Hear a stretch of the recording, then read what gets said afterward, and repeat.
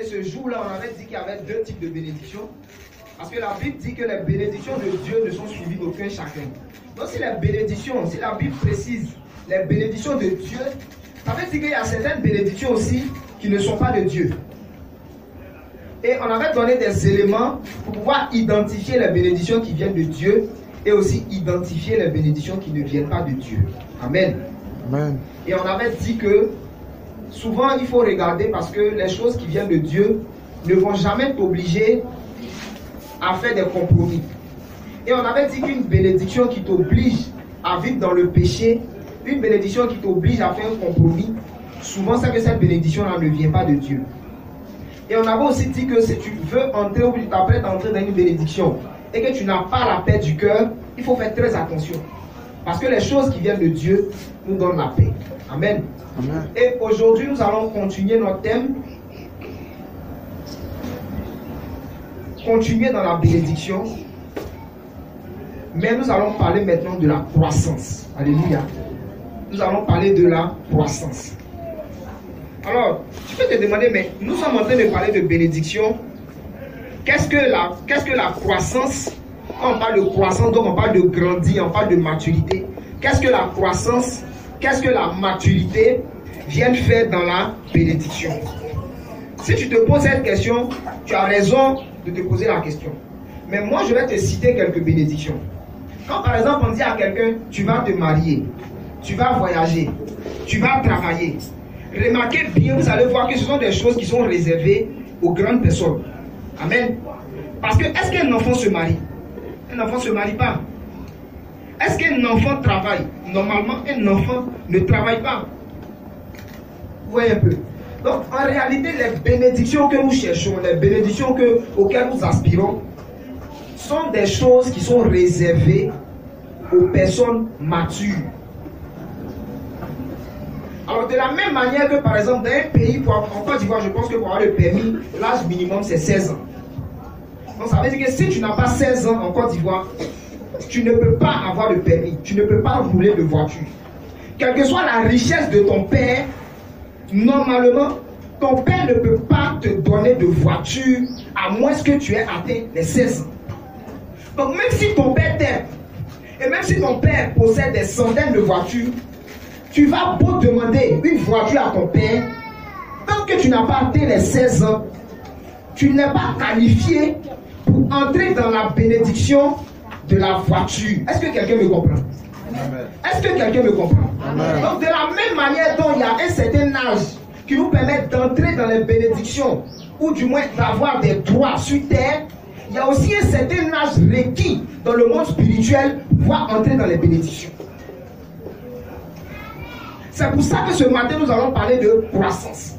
Donc lorsque tu parles de bénédiction, avant même de pouvoir réclamer une bénédiction, il faut d'abord t'assurer que tu as l'âge nécessaire pour pouvoir prétendre à cette bénédiction.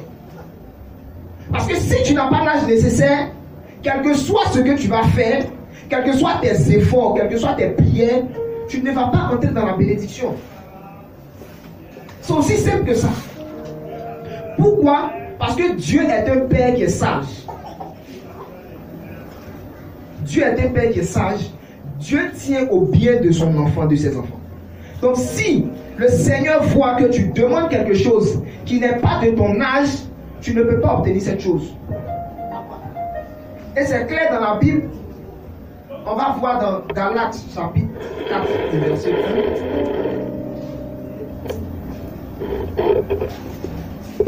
1. Galates chapitre 4, le verset 1. Or, aussi longtemps que l'héritier est un enfant, je dis qu'il ne diffère en rien d'un esclave, quoi qu'il soit maître de tout. Alléluia. Galates chapitre 4, le verset 1. Si vous y êtes, vous me dites. C'est bon? On peut faire la lecture. Or, aussi longtemps que l'héritier est enfant, je dis qu'il ne diffère en rien d'un esclave, quoi qu'il soit maître de tout. Ici, la Bible est claire. pouvez avoir un héritier, c'est-à-dire un enfant par exemple de 2 ans, de 3 ans, qui est le fils même unique de son père, ou qui est la fille unique. Et cette personne-là, cet enfant-là, a droit, ou du moins est le propriétaire de tout ce que son père possède. Mais vu que cet héritier est un enfant, c'est-à-dire que si tu entres dans la maison, tu ne peux pas faire de différence entre l'enfant qui a 2 ans et qui est héritier de ce monsieur-là et l'enfant de l'esclave. Parce que quand tu vas voir l'enfant de l'esclave, on attrape sa main pour aller le faire manger. On attrape sa main pour qu'il aille dormir. Il joue, on lui donne des jouets, on lui donne à manger. C'est-à-dire que tu ne peux pas faire de différence entre l'enfant de l'héritier et l'enfant de l'esclave. Pourquoi? C'est pas parce que l'enfant de l'héritier a fait quelque chose de mauvais. C'est simplement parce que son âge ne lui permet pas de pouvoir profiter des richesses de son père. Pourtant là, on va voir maintenant ce que la Bible dit en Éphésiens chapitre 1, le verset 3. Si vous y êtes, je fais la lecture. Éphésiens chapitre 1, le verset 3.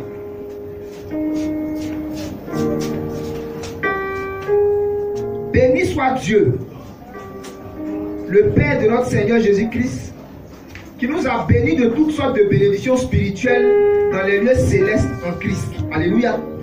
Et donc, quand vous prenez maintenant Éphésiens 1, chapitre 3, et que vous allez maintenant le compléter ou le lire avec Galates, qu'on vient de lire, les choses sont claires. Donc, c'est-à-dire qu'on a un Père céleste qui nous a bénis de toutes sortes de bénédictions. Et maintenant, on te dit, attention, quoique ton Père t'ait béni de toutes sortes de bénédictions, quoique ton Père possède toutes choses, tant que tu es enfant, tu ne diffères en rien de l'esclave. C'est-à-dire quoi? C'est-à-dire que tant que le chrétien est enfant spirituel, il n'y a aucune différence entre lui et puis quelqu'un qui n'est pas enfant de Dieu. Parce que l'esclave est dans la maison du maître, de l'héritier, du prince. L'héritier est dans la maison, mais pour le moment, il n'y a pas de différence entre eux. C'est souvent ce qui fait que vous pouvez voir 2 chrétiens, mais les chrétiens, mais quand tu vois la vie de cette personne-là, souvent même tu te demandes, mais est-ce que la personne est convertie? Ou est-ce que la personne est vraiment chrétienne? Parce que chrétien, c'est vrai, mais il n'y a pas de différence entre ma vie de chrétien et la vie d'un païen. Ou bien il n'y a pas de différence entre ma vie quand je suis chrétien et ma vie quand j'étais païen. Là, je parle de la différence au niveau des bénédictions. Voilà. Sinon, il y a quand même une différence parce que nous sommes sauvés. Donc, que tu sois un chrétien béni ou pas béni, tu vas aller au ciel. Mais lorsque je parle de la différence, je parle des différences au niveau des conditions de vie sur terre. Oui, je vais aller au ciel, c'est vrai. Mais quand je regarde mes conditions de vie sur terre, il n'y a pas de différence entre moi et la personne qui ne va pas à l'église. Il n'y a pas de différence. Mais pourquoi il n'y a pas de différence? Souvent, il n'y a pas de différence parce que, spirituellement parlant, toi, tu es fils, tu es enfant du prince, ou tu es enfant du roi. Lui, il n'est pas enfant du roi, mais vous êtes tous deux des gens de 2 ans, donc il n'y a pas de différence. Pour qu'il y ait différence, il faut que l'héritier passe du stade d'enfant au stade de fils et de fille. Alléluia. Donc, pour pouvoir maintenant prétendre aux bénédictions et pour pouvoir profiter des bénédictions qui sont dans la maison de ton Père, tu n'as pas besoin de lutter. En réalité, tu n'as pas besoin de lutter. Tu n'as pas besoin de pleurer. La seule chose qu'il te faut faire, mon frère, il faut que tu grandisses.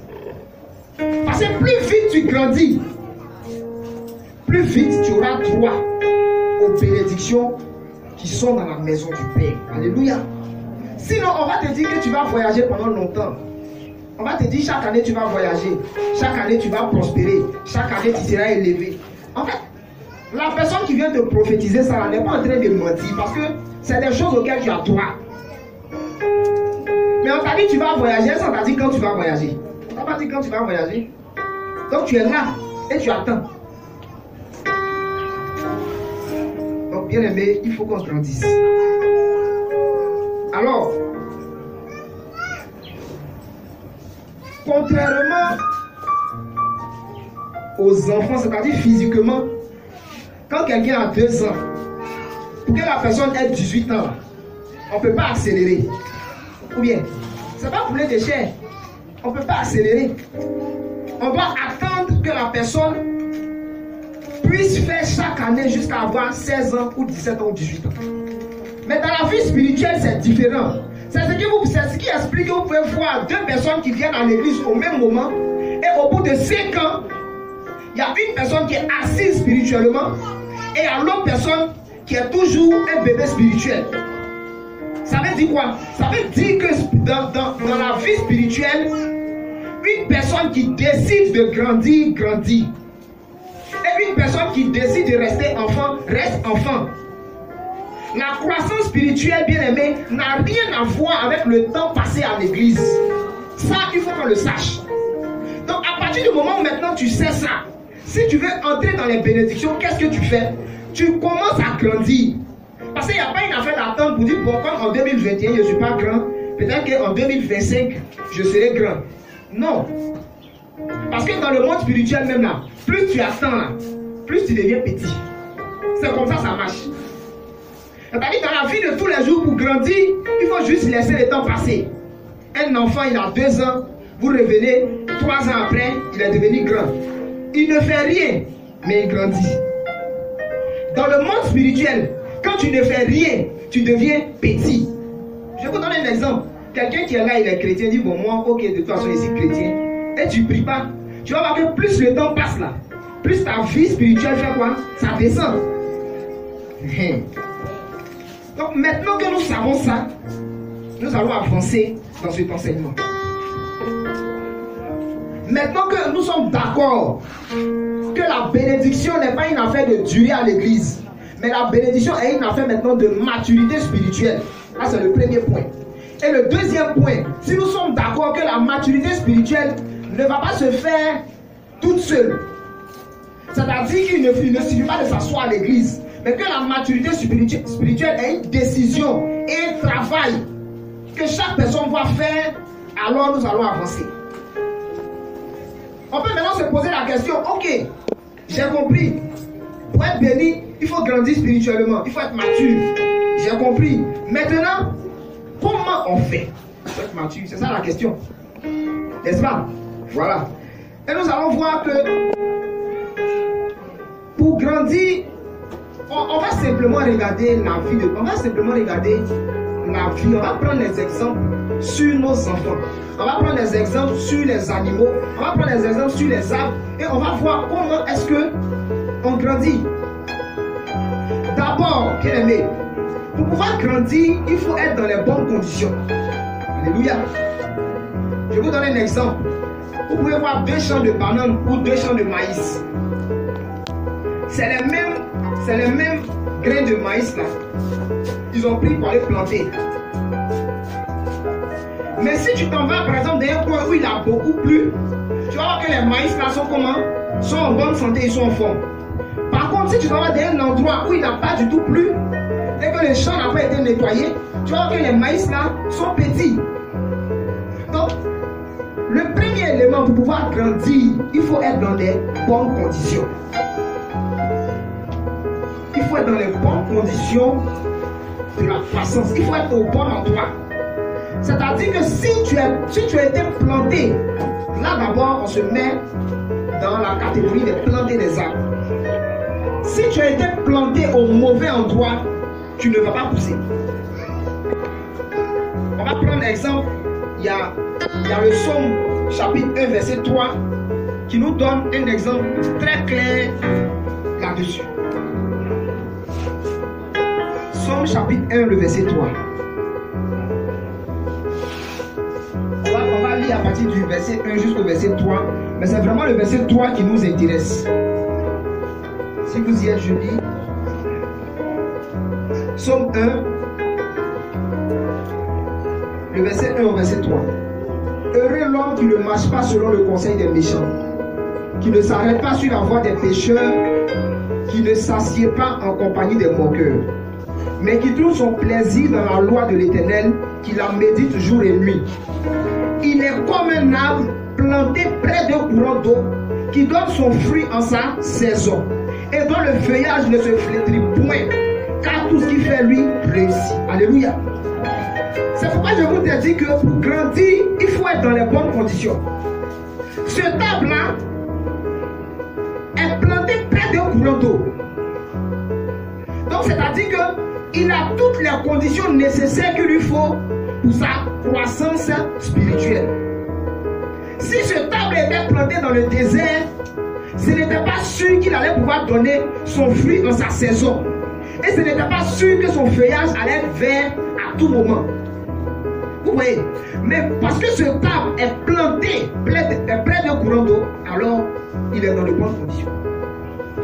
Enfin, moi, ce que je crois, c'est qu'à MIPPD ici, dans cette église, nous sommes dans de bonnes conditions pour grandir. Ça, c'est ce que je crois. Je le dis pourquoi? Parce qu'ici, la parole du Seigneur est enseignée. Oui. Donc, pour grandir spirituellement, il faut être dans un endroit où la parole du Seigneur est enseignée. C'est-à-dire où, voilà, on enseigne quoi? On enseigne dans toute la vérité. Une église où on n'aura pas peur de te dire, de te repentir. Une église où on n'aura pas peur de te dire que tu vis dans le péché. C'est ça une bonne église. C'est ça un bon endroit. Il ne faut pas penser que le bon endroit, c'est là où on te dit seulement que tu vas réussir, que tu vas prospérer, et où on n'ose pas te dire, où on n'ose pas mettre le doigt sur ton péché. Bien au contraire, c'est là même qui n'est pas bon. Et mon frère, ma soeur, ce arbre-là, si ce arbre pouvait parler, si ce arbre dont la Bible parle dans Psaume, chapitre 1, le verset 3, si ce arbre-là pouvait parler, et si tu demandes à ce arbre, mais monsieur là, où tu es là, est-ce que tu es bien? J'ai un autre trouvé pour toi. Hein. Ici, là, c'est vrai que tu es au bord de l'eau, mais il faut déménager. Je vais te déterrer et je vais aller te planter ailleurs. Qu'est-ce que ce arbre allait dire, selon vous, si ce arbre parlait? Est-ce que vous croyez que ce arbre-là allait accepter de se déplacer? Jamais! Il va te dire, mais toi, tu veux pas mon bien? Moi, je suis ici, là. Il y a de l'eau. Mes racines prennent de l'eau. Je donne mon fruit en ma saison. Mais toutes mes feuilles sont vertes. Et tu veux me déterrer pour aller m'envoyer ailleurs.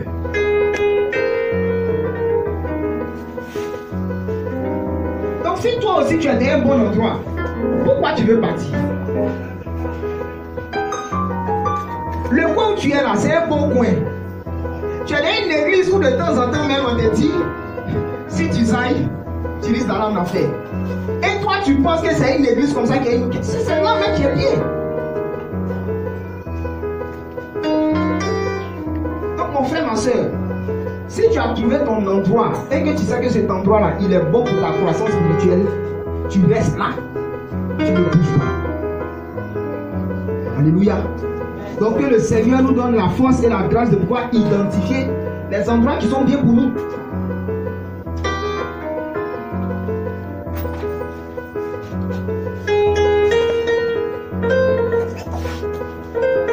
Et lorsque maintenant nous sommes dans un endroit où il y a de bonnes conditions, le deuxième élément, pour pouvoir grandir, il faut accepter de se nourrir.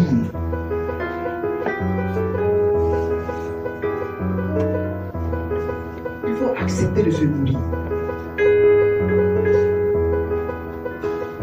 De la même manière dont un enfant qui est né se nourrit et il grandit, en tant que chrétien, si nous voulons grandir spirituellement, nous devons accepter de manger.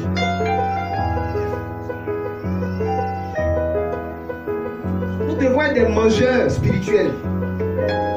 Quand je dis manger spirituellement, je n'ai pas dit d'aller manger les gens. C'est pas de ça que je parle. Ici, Ici, quand je parle de nourriture, je parle de la parole de Dieu. Une personne qui veut grandir doit manger la parole de Dieu. C'est la seule condition.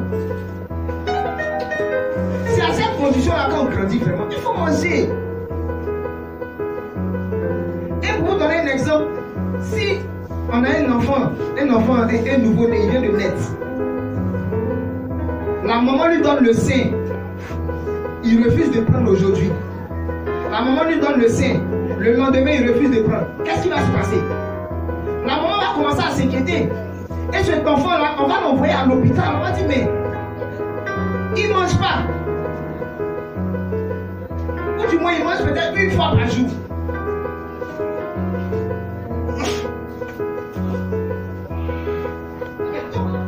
Si même quand nos enfants qui sont bébés là, quand ils ne mangent pas, on se plaint. Ou on s'inquiète.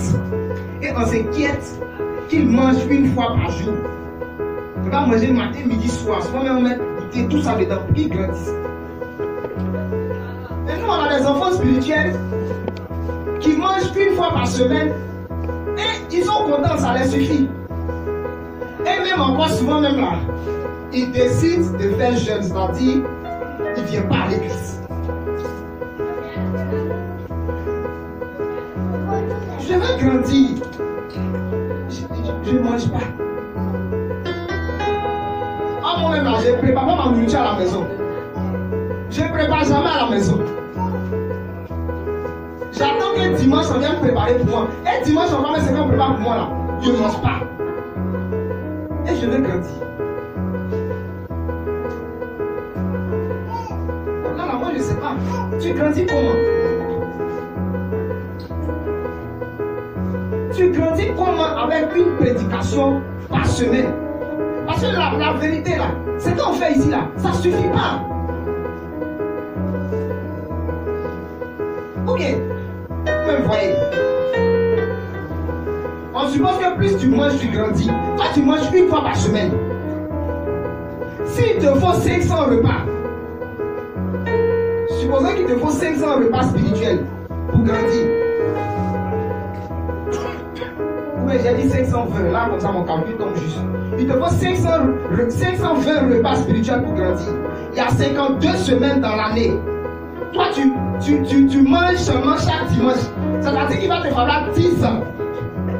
Maintenant, si dans le mois même, il y a 2 dimanches, tu ne viens pas, il va te falloir 20 ans.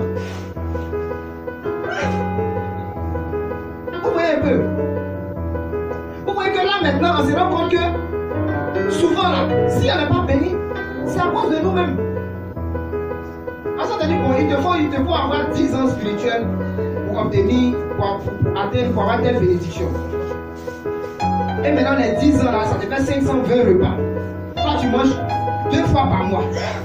Mais tu manges 5 fois par an. Et il y a des fois, même quand tu commences le repas là, tu ne manges plus parce que tu as sommeil, tu dors. Donc, quand on vient voir, tu n'as pas fini ton assiette. Tu grandis comment?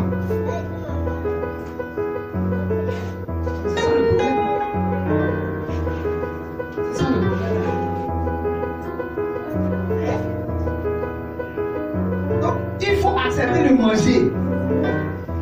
Mais là même encore, il y a une affaire de repas. Parce qu'il y a repas et puis il y a repas. C'est-à-dire, les enfants là, ils aiment le lait. C'est-à-dire quand c'est lait, quand c'est le lait, c'est bon. Ou bien quand c'est purée là, c'est bon. Donc c'est-à-dire, le prédicateur même là, c'est-à-dire si ce jour-là, Dieu lui a donné un repas consistant, il est obligé d'écraser d'abord le repas. Il est obligé de réfléchir. Parce que bon, s'il n'est pas de telle manière, il va quitter l'église. S'il n'est pas de telle manière, ça va le choquer. Tu vois, donc on est obligé même de diminuer. C'est-à-dire les nutriments, la viande, on ne peut pas te donner de viande. Parce que si tu manges viande, ton ventre n'est pas adapté. On est obligé de réfléchir. Donc on va chercher Cérélac. Tout ça là. Parce qu'il y a des enfants. Cérélac là, c'est pour 1 an, 2 ans. Au bout d'un moment là, tu ne dois plus. Un enfant ne va plus manger Cérélac.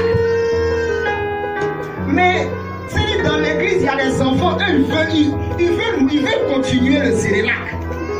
La prédication, c'est qu'il y a piment dedans, pimenté là. Il ne veut pas manger ça. Pourtant, il y a des repas aussi là. Quand c'est pas pimenté là, c'est pas tout. Ou bien, imagine quand je fasse un bon plat. Bon, vous allez m'excuser, peut-être qu'il y a d'autres qui me passent ici, mais un bon plat de porc. On va mettre piment dedans, sinon ça passe pas. Tu vois un peu, non? Donc, si ce jour-là, moi maintenant, le Seigneur m'a donné le plat de porc avec le piment, je suis obligé d'enlever le piment parce qu'il me dit si c'est pimenté, ils ne vont pas manger. Maintenant, quand il enlève le piment, qu'il te donne aussi, tu as la diarrhée. On vient dire que non, il est mal préparé pour toi. Oh, mon repas là, c'était un bon plat avec piment. Il est obligé d'enlever le piment. C'est le piment, c'est pas bon plat. Et on veut grandir. Si tu veux grandir là, tu dois lutter les os. Bien. Tu dois lutter les os. Tu dois lutter les os. C'est ça. Quand vous voyez les enfants là, un enfant, on est obligé de le prendre. Quand il fait sur lui, on doit le prendre pour aller le laver. Sinon là, il va rester là lui seul. Parce qu'il n'est pas capable de se laver. Mais c'est ça. Bébé spirituel là, il a péché lundi. C'est comme un enfant qui a fait sur lui. Et quand il fait la gestale spirituellement, c'est-à-dire il a fait son truc lundi. Mais il faut d'abord que quelqu'un le prenne, c'est-à-dire dimanche là, on va lui dire non, bon maintenant, on va demander pardon à Dieu. C'est ça le bébé spirituel. Le bébé spirituel là, il va attendre le dimanche d'abord. C'est quand on va dire prier pour demander pardon à Dieu là. C'est là qu'il va demander pardon à Dieu. Parce qu'un bébé n'est pas capable de se laver tout seul. Je ne suis pas en train d'accuser quelqu'un, mais je suis en train de donner les signes de l'enfance spirituelle. Donc pendant que je parle, si tu sais que si tu te reconnais dans ce que je dis, tu sais à quel niveau tu te places. Tu sais où tu es. Une personne qui attend le dimanche, c'est-à-dire le dirigeant va venir dire bon maintenant on va demander pardon à Dieu. Avant que tu demandes pardon à Dieu là, tu es un bébé. Parce que c'est les bébés quand ils sont sales là. Il doit attendre que son tonton et sa tante et sa maman le lave. Sinon lui-même là, il ne se lave pas. Ça c'est les bébés. Les bébés.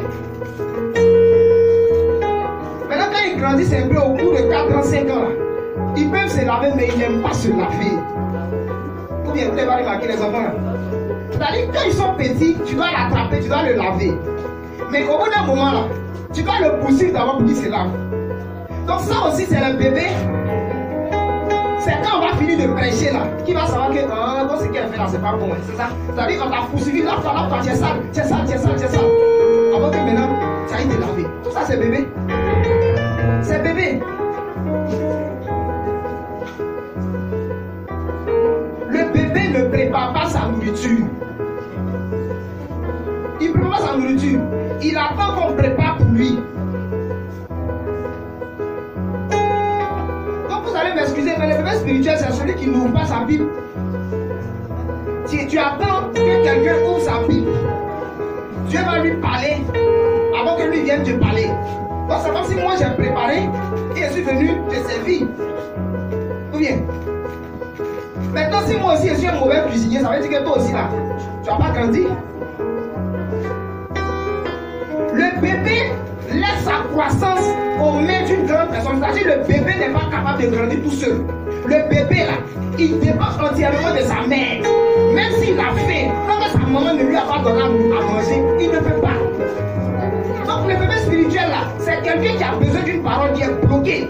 Le bébé spirituel peut avoir un problème depuis 6 mois. Mais tant que Dieu ne t'a pas révélé la prédication qui va régler son problème là, il est dans l'incapacité de sortir de son problème. Parce que lui-même en fait, il ne peut pas trouver la parole qui va régler son problème.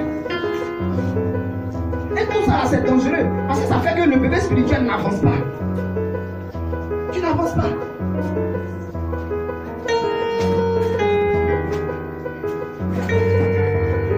Mais ce qui est bien, c'est que on ne reste pas bébé toute la vie.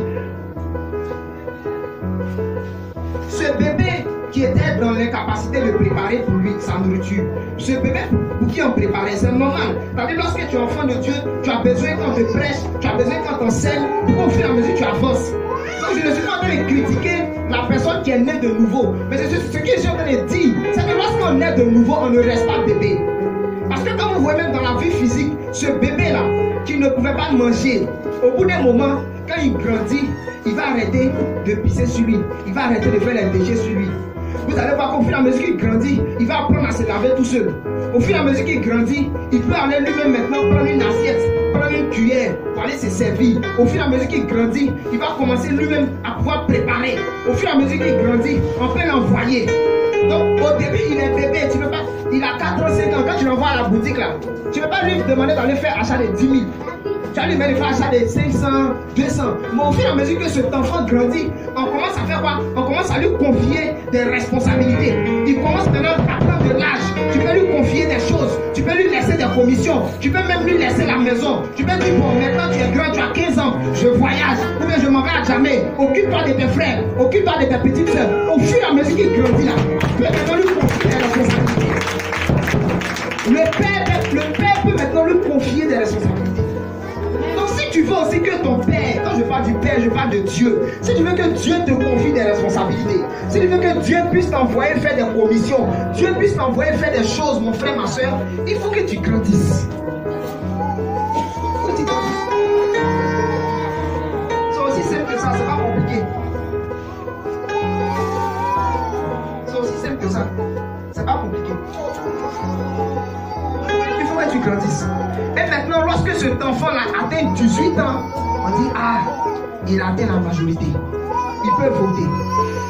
Maintenant, il peut voter. Maintenant, il peut passer concours. Il peut entrer à la fonction publique. Maintenant, il peut avoir le permis. Vous voyez un peu. Et il est majeur. Maintenant, il a 18 ans. Au fur et à mesure qu'il grandit, il y a même des postes là. Pour qu'on puisse te donner le poste, il faut que tu sois quoi? Marié. C'est-à-dire même dans majeur, mais même dans grand, il y a grand et puis il y a grand. Dans adulte là, il y a adulte et puis il y a adulte. Un adulte de 18 ans n'est pas la même chose comme un adulte de 40 ans. Parce qu'il y a des postes là, c'est quand tu as 40 ans qu'on peut te donner. Mais à 18 ans, on ne peut pas te donner. Est-ce que tu me comprends? Est-ce que tu comprends ce que je t'ai dit? Donc ça veut dire quoi? Si pour évoluer dans la vie physique, nous avons besoin de grandir. Et nous avons besoin de grandir en maturité et en responsabilité. Ça veut dire aussi que pour grandir et pour évoluer dans la vie spirituelle, nous avons besoin aussi de grandir. Maintenant, ce que je vais te dire là, c'est que ta croissance dépend de toi. C'est ça. Ta croissance dépend de toi. Un autre signe encore de l'enfance. Les enfants là, ils sont égoïstes. Un enfant ne pense qu'à lui seul. Vous n'avez pas remarqué ça? Les enfants là, ils ne pensent qu'à eux seuls. C'est-à-dire qu'il veut jouer, il veut ceci, il veut cela, il veut tout. Et quand tu lui donnes au bout de 2 semaines, mais on a vu même sur Facebook là, le jour même où les parents achetaient des cadeaux de Noël là, le même jour, il y a des enfants qui ont gâté sans même. Mais ce n'est pas de leur faute, c'est de leur âge. Donc un autre signe de l'enfant, c'est l'égoïsme. Un enfant n'aime pas partager.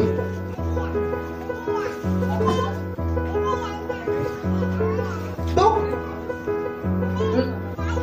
vous allez m'excuser, mais quelqu'un qui ne paye pas cette dîme là, c'est un enfant spirituel. C'est de l'enfance. C'est de l'enfance spirituelle. C'est de l'enfance.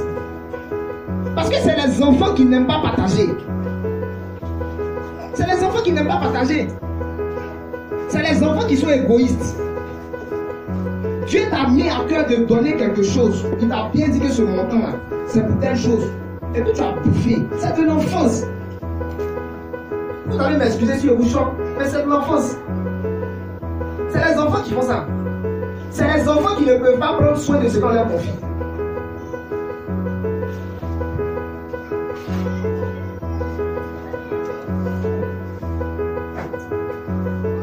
Cette parole est dure, tu peux la supporter. Ça va. C'est de l'enfance. Donc, bien aimé, si tu identifies dans ce que j'ai cité des éléments où tu te reconnais, il faut grandir. Tu vois, il faut grandir. Il faut grandir. C'est quoi? Qu'est-ce qui t'empêche de grandir? Qu'est-ce qui t'empêche de grandir? Un autre signe aussi de l'enfance. L'enfance n'a pas un enfant là, il n'a pas forcément conscience du danger. C'est-à-dire, c'est les enfants, ils sont là, ils voient le feu, ils veulent toucher, ils voient le couteau, ils veulent jouer avec, ils veulent mettre son doigt dans prise, ils veulent mettre sa main dans l'eau chaude. Tu es obligé de le poursuivre seulement. Non, ça c'est pas bon, faut arrêter. C'est les enfants. Mais une personne qui est mature est consciente du danger. Une personne mature est consciente du danger. Tu sais très bien que ce jeune homme que tu fréquentes là, tu sais très bien que si tu continues de le fréquenter là, il est capable de coucher avec toi, tu sais ça. Il est capable de te faire tomber dans l'impudicité, tu sais. Mais tu continues de le fréquenter. C'est de l'enfance. C'est de l'enfance. Parce que c'est un enfant qui n'est pas conscient du danger. C'est parce que tu n'es pas conscient du danger que tu continues à faire ça. Si tu étais conscient vraiment des enjeux, de ce qui se passe, tu n'aurais pas fait ça. Les enfants là, c'est l'insouciance. Un enfant, il est insouciant, c'est-à-dire, il s'amuse et tout. C'est les enfants, c'est un enfant, non. Son maître peut mourir et puis il est content. Vous ne pouvez pas remarquer ça. Un enfant, son maître est mort et puis il est content parce que le maître est mort. Il y en a. Mais ce n'est pas sa faute. On ne peut pas lui en vouloir parce que c'est un enfant. Donc un enfant là, il ne perçoit pas la gravité d'une situation. Un enfant spirituel ne perçoit pas la gravité en fait de la situation, peut-être de péché ou de, je ne sais pas, la situation dans laquelle un enfant spirituel est là. Il ne perçoit pas la gravité. C'est-à-dire quoi? Donc un pied dehors, un pied dedans que tu fais là, tu n'es pas conscient que ça peut t'envoyer en enfer. C'est de l'enfance. C'est de l'enfance. Parce qu'un adulte, il est conscient. Vous voyez quelqu'un, il est fâché aujourd'hui, on m'a choqué à l'église, il ne vient plus à l'église, on va lui demander toi-même ton propre paradis, tu as parti là. On va te demander pardon avant que tu partes dedans. Comme si arrivé là-bas, tu vas dire bon Romaric, viens habiter dans ma maison. Si je me suis trompé que ma maison est petite que pour toi, là, peut-être tu as dit toi tu prêchais, regarde-moi ta maison est petite. Pourtant tu as oublié la partie où on te demandait pardon pour que tu ailles là-bas. C'est de l'enfance. Un enfant se fâche pour tout et pour rien. Il est choqué pour tout et pour rien. Tout ça là, c'est de l'enfance. Maintenant, quand on a tous ces éléments et qu'on sait maintenant, on peut identifier l'enfance. Et je rappelle encore, vous m'excusez si cette prédication est dure, si je vous choque. Mais je ne fais que prêcher la parole de Dieu. Je ne fais que montrer les signes de l'enfance.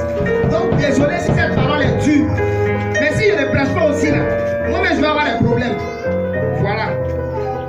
Donc, chacun doit faire ce qu'il a fait. Maintenant qu'on a identifié les signes de l'enfance, il faut qu'on sorte de l'enfance. Il faut sortir de l'enfance. Il faut sortir de l'enfance. Et avant même de sortir de l'enfance, parce que ça c'est mon dernier point, ça c'est le point le plus. Je veux aussi revenir sur un point, un signe de l'enfance. Comme je l'ai dit là, les enfants là, on leur demande pardon pour eux-mêmes leur bien. Et vous allez m'excuser, mais moi je ne comprends pas pourquoi quelqu'un peut venir à l'église et on doit le motiver encore à prier. Je n'arrive pas à comprendre. Vous allez m'excuser, mais ça m'embête. C'est-à-dire, ça fait quelque chose dans mon système. Quand je suis ici et puis je vois le dirigeant qui doit vous dire non, on n'a qu'à s'élever pour adorer Dieu. Quand je vois le dirigeant qui vous motive pour adorer Dieu, vous m'excusez, mais moi là, ça gêne mon système. Parce que je me dis que quand vous êtes quitté à la maison, là, vous saviez pertinemment que vous êtes venu adorer Dieu. Donc si tu as quitté la maison pour venir adorer Dieu, pourquoi Dieu doit te dire de te lever pour adorer Dieu? Pourquoi? Pourquoi on ne te dit pas de manger? On ne te dit pas de manger. On ne te dit pas de manger. Au stade où tu es là, on ne te dit pas de manger. Même quand tu n'as pas envie de manger, parce que ça arrive, il y a des jours où tu n'as pas envie de manger. Vrai ou faux? Jusqu'au soir, tu n'as pas envie de manger. Mais vu que tu sais que ton corps a besoin de nourriture, tu manges. Il y a des moments où ce médicament-là, il est amer. Ce médicament n'a aucun goût. Mais vu que tu es malade, tu acceptes quand même de boire ce médicament amer. Vrai ou faux? Pourtant, on doit maintenant te motiver pour que tu te lèves pour adorer Dieu. Moi, je ne comprends pas. Sérieusement, je ne comprends pas en fait. Dieu t'a protégé, il t'a gardé. Tu es venu à l'église, tu es assis. On doit te dire merci à Dieu. Et on doit maintenant encore t'encourager pour que tu dises merci à Dieu. Le groupe musical doit se battre. Et hier aussi même, hier j'ai réglé aussi le... Voilà, hier on s'est parlé ici. Le groupe musical aussi doit se battre. Il doit faire tout pour que tu adores. Toi-même ta propre adoration. Le dirigeant va sauter. Quand on voit, je vois des dirigeants, ils sautent ici. Souvent les dirigeants suent comme ça. Et vous êtes là-bas, quand même vous critiquez que les gars ils suent. Mais c'est à cause de toi qu'ils suent. C'est à cause de toi ils suent. Parce que si quand on te disait lève-toi, tu te lèves. On te disait assieds-toi, tu t'assieds. On te disait adore, tu adores. Est-ce qu'il allait suivre? Il n'allait pas suivre. Il allait venir s'asseoir ici, Choco, faire sa direction. Mais l'objet est parti dans tous les sens. Souvent on dit pourquoi tu applaudis Dieu? On dit non, maintenant que tu m'as vu, que tu as applaudi bizarrement. Donc on fait deuxième applaudissement. Mais pourquoi premier applaudissement, d'ailleurs d'applaudir Dieu là? Pourquoi tu n'as pas applaudi bien? Pourquoi tu n'applaudis pas bien? Pourquoi on doit te dire d'abord? Vous ne trouvez pas que c'est bizarre? De vous à moi. Vous ne trouvez pas que c'est bizarre?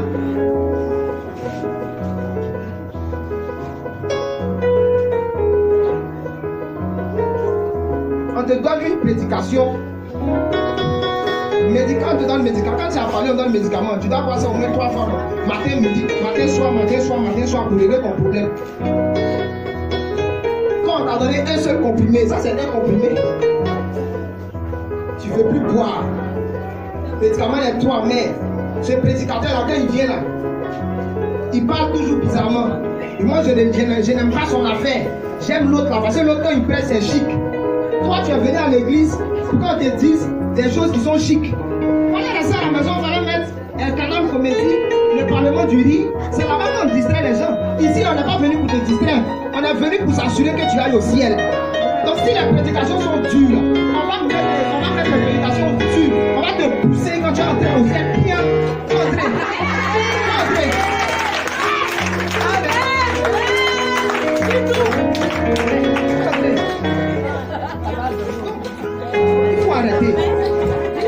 Il faut arrêter.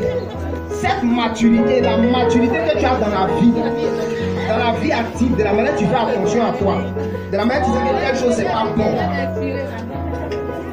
de la manière tu sais que telle chose c'est bon, il faut aussi avoir cette maturité là en Christ. Tu sais que tu dois prier là. Qui vous a dit que ceux qui prient là, c'est pas c'est chic? Sommeil de 4 heures là, c'est sommeil de 4 heures. C'est chic pour tout le monde. Mais on se lève et puis on prie. Ou bien quand on décide de jeûner là, celui qui jeûne ou bien celui qui vient ici vous dit non, on va faire une semaine de jeûne là. Vous pensez que c'est parce qu'il dit une semaine de jeûne que la semaine là il n'aura pas fait. Soit même tu lances le jeûne non, et puis toi-même tu as envie de couper, tu as faim. Mais tu es dedans. Parce que tu sais ce que tu cherches.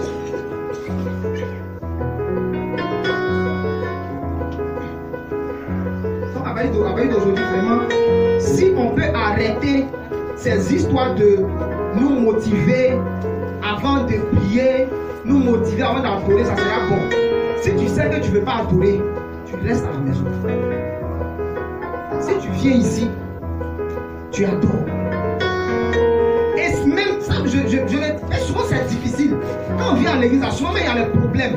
Mais il faut que tu fasses un effort. C'est-à-dire de la manière dont tu fais violence sur ton corps. Tu n'as pas envie de manger, mais parce que tu es malade, tu manges là. Il faut faire aussi souvent violence sur ton esprit au niveau spirituel. Tu es venu à l'église pour adorer Dieu. Donc même s'il y a les difficultés, tu fais un effort. C'est quand les dirigeants te disent de faire, tu le fais. Quand on dit de chanter, tu chantes. Le troisième point, mon dernier point, pour sortir de l'enfance là, il faut décider. Comme je vous l'ai dit. C'est une décision.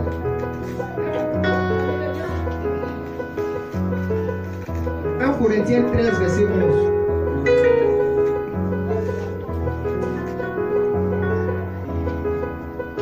Corinthiens, chapitre 13, verset 11. Voici ce que Paul dit. Lorsque j'étais enfant, je parlais comme un enfant. Je pensais comme un enfant. Je raisonnais comme un enfant. Lorsque je suis devenu homme, j'ai fait disparaître ce qui est de l'enfant. Amen. Au bout d'un moment, on décide de faire disparaître ce qui est de l'enfant. C'est une décision. C'est une décision. C'est de la manière dont on décide. Un jour, quand on dit Seigneur, je t'accepte comme Jésus, je t'accepte comme mon Seigneur, mon sauveur personnel. C'est de cette même manière-là qu'on décide de ne plus être un enfant spirituel. On décide d'être un adulte. C'est une décision. Et maintenant, quand tu décides d'être un adulte, là, c'est pas parce que tu as décidé d'être un adulte que tu ne vas pas avoir le comportement de l'enfant. Alléluia. Tu vois le comportement de l'enfant. Mais tu les canalises et tu les fais disparaître. Je vous donne des exemples. Un enfant, il a autant envie d'uriner qu'un adulte. De la même manière dont l'urine sert l'enfant, c'est comme ça l'urine sert l'adulte. Mais quelle est la différence entre l'enfant et l'adulte? L'enfant, c'est que quand ça le sert, ou ça l'attrape, ou ça la serre, il baigne en même temps. Or, un adulte, là, quand ça te sert, tu gères. Tu es capable même de gérer ça sur des heures. Pourquoi trouver un endroit pour aller te soulager? Est-ce que tu comprends? Donc, lorsqu'on décide de devenir un mature, un adulte spirituel, ça ne veut pas dire que la paresse, le découragement, toutes ces choses-là, ça ne veut pas dire que ça ne va plus arriver. Ça peut arriver. Mais quand ça arrive, et quand ça va arriver, il faut maintenant gérer ça. Ça veut dire quoi? C'est pas parce que je me suis levé le dimanche et j'ai la paresse d'aller à l'église que je vais rester à la maison. Je suis un adulte. Parce que souvent aussi, j'ai la paresse d'aller au travail, mais je vais non. Ou bien, quand j'ai la paresse d'aller au travail, je reste à la maison. Je vais non. Alors, si j'ai la paresse d'aller au travail et que j'y vais, pourquoi est-ce que j'ai la paresse d'aller à l'église et je vais rester? C'est pas même paresse là. Ou bien mon paresse de lundi au samedi là, c'est différent de paresse de dimanche. C'est la même paresse. C'est la même paresse. C'est le même découragement, c'est la même chose. Mais il faut décider. Il faut décider. Et je vais finir avec ce témoignage là. Ça, c'est mon témoignage personnel. Et je me suis repenti. Il y a un moment où je savais que je devais me lever le matin pour prier. Mais je ne me levais pas. Je dors qu'à 8 heures. Et puis maintenant, après, Dieu, oh Seigneur, vraiment, cet esprit, pardonne-moi. Tu vois, je suis fatigué. Je dors tard. Je me lève tôt. Et je me lève tard. Vraiment, fais-moi grâce. Pour un peu. Et puis, bon, au bout d'un moment, là, je savais que le Saint-Esprit, je savais que Dieu n'était pas content. Je savais. Mais je continuais. Oh Seigneur, pardonne-moi. Pardonne-moi. Pardonne-moi. Maintenant, la semaine passée, je suis passé le plat. Il y a un monsieur qui m'a vu faire un travail pour lui. Donc, vu que je travaille de 8h à 18h, 19h, à quel moment je vais faire le travail? Je fais le travail la nuit et tôt le matin. Donc, le monsieur qui disait à Dieu qu'il ne pouvait pas se lever là, il s'est levé à 5h30. Parce que le monsieur m'a dit de lui envoyer son truc à 8h30. Mais je me suis levé de 5h30. À 5h, je me suis mis sur le canapé. J'ai travaillé à 8h30. Et puis j'ai envoyé. Et puis le Saint-Esprit me dit, ah bon, hein, quand c'est ça là, quand c'est pour l'argent, tu peux te réveiller. Mais quand c'est pour prier, monsieur a sommeil. Bon, là maintenant, est-ce que j'ai le courage encore d'aller dire au Saint-Esprit que je suis fatigué? Parce que moi-même, je lui ai démontré que quand c'est pour l'argent, je me réveille. Mais quand c'est pour lui, je dors. Depuis ce jour-là, je me réveille. Je me réveille. Parce qu'il a fait le travail la nuit, et puis il a fait encore le travail, même quand il s'est pas à la maison, faire les 21h là. Il a fait ça jusqu'à minuit. Et pourtant là, c'était les heures que Dieu m'avait donné pour faire le travail. Et je reportais. Quand je suis sorti, j'ai dit, mon Seigneur, avec les maintenant là, les comportements bizarres comme ça, c'est fini. Donc, actuellement, je suis là. Je sais où c'est comme ça. Souvent même, regarde, tu vas voir que pour l'argent, tu es prêt à faire certaines choses que pour Dieu, que tu ne fais pas. Donc, tu n'as pas d'excuses en fait. moi, personnellement, je n'ai plus d'excuses. C'est une décision. Alléluia. C'est une décision. Donc ce matin, s'il y a des gens qui sont décidés à grandir et à ne plus retourner en enfance, écoute bien ce que je vais te dire. Tu vas te lever et on va prier. Mais dans les semaines à venir aussi, là, ce comportement-là, au plus on va voir ça. Ça t'a dit quoi? Je ne demande pas seulement de te lever aujourd'hui et puis c'est fini. Non, tu te lèves aujourd'hui. Mais dans ton comportement maintenant de tous les jours, là, tu arrêtes de faire ce que tu faisais. Parce que c'est à cette condition-là que tu pourras entrer dans les bénédictions que tu cherches là. Alléluia. Que le Seigneur nous bénisse. Les matins.